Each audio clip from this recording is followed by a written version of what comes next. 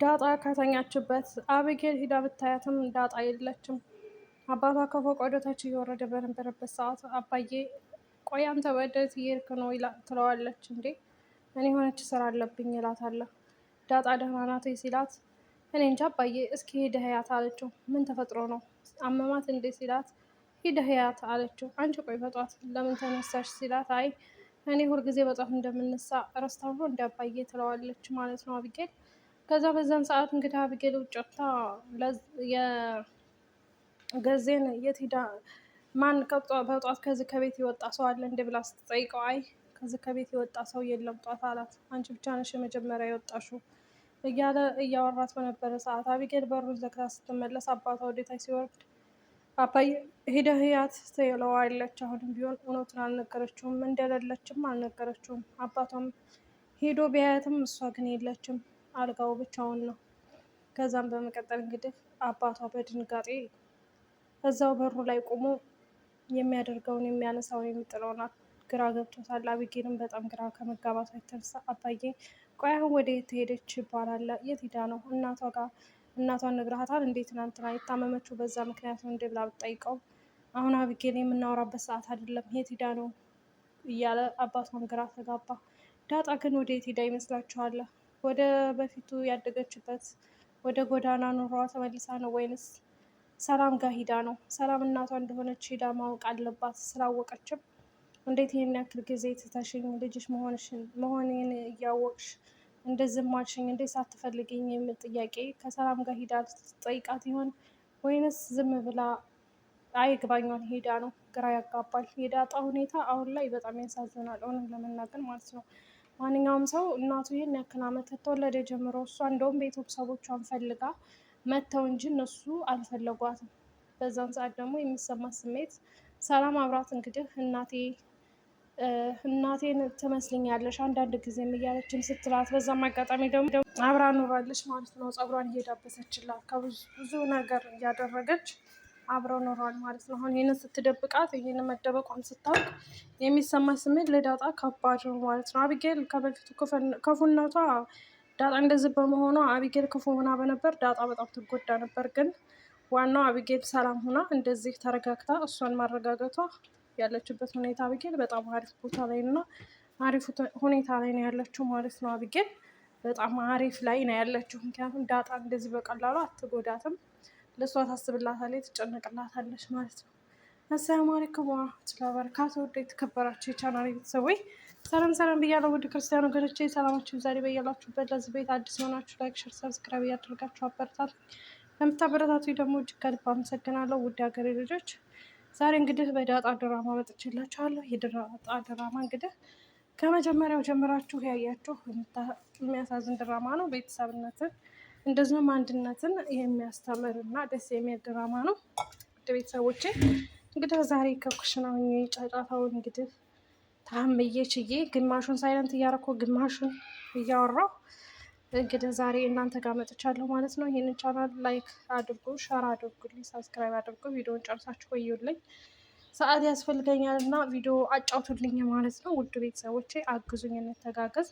መልካምነት ለራስ ነው እና በነገራችን ላይ እኔ እየዞርኩ አይደለም ቢሆንም ምክንያቱም የማልዞርበት ሁኔታ አንደኛ አይመቸኝም ብዙ ጊዜ ማለት ነው እና ስራ በጣም ቢዚ ነኝ። ልጆች ጫጫታ ምናምን ብዙ ጊዜ ደግሞ በተለይ ውጭ ምናምን ስለምንሄድ ሸበካ ምናምን ያስቸግረኛል እና በዛ አጋጣሚ እንግዲህ ይቅርታ ጠይቃለሁ። ግን በኮሜዲ የቻልኩትን ያክል እየመጣሁ ዘይራችኋለሁ እንሻላ።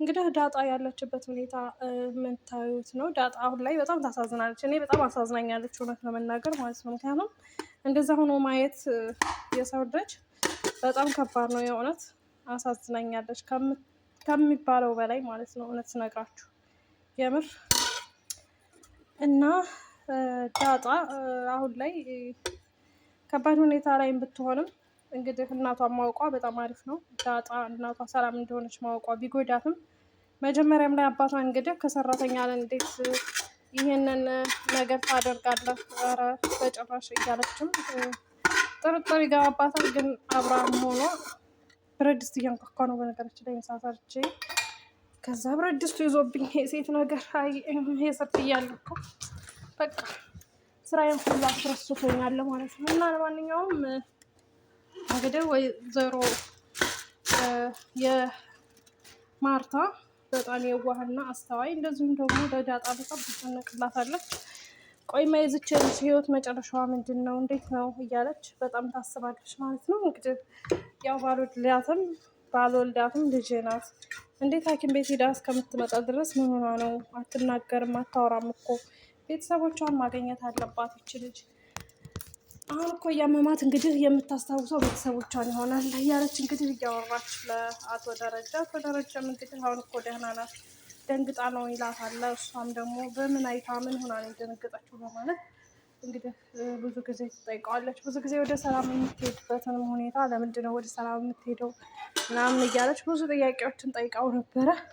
አቶ ደረጀ ግን ለመመለስ ፈቃደኛ አይደለም። ምክንያቱም ትዳሩም አንዳንድ ጊዜ ያስፈራዋል። ሁለተኛ የማርታ ሁኔታ ይህን ስትሰማ የሚሰማት ስሜት የሚለውን ይህንንም ይጨነቃል። ስለዚህ አቶ ደረጀ የአባትነት ጥግ ከማንኛውም መሆን እንዳለበት ግራ ቢገባውም ሆኖም ግን ትዳሩንም ሳይበትን ዳጣንም ሳያስከፋ እንግዲህ እዚህ ደርሷል ተአምሮ። በስተመጨረሻ ዳጣ እንግዲህ እናቷን ስላወቀች ሁላችንም ደስ ብሎናል። ሰላም መሆኗ ሰላም ደግሞ ስለ ልጇ በጣም ተጨንቃ ለናታን ደውላ እንግዲህ የት ነው ያሉ ስልክ ደውል የማያነሱ ምናምን እያለች ብዙ እያወራች ነበረ።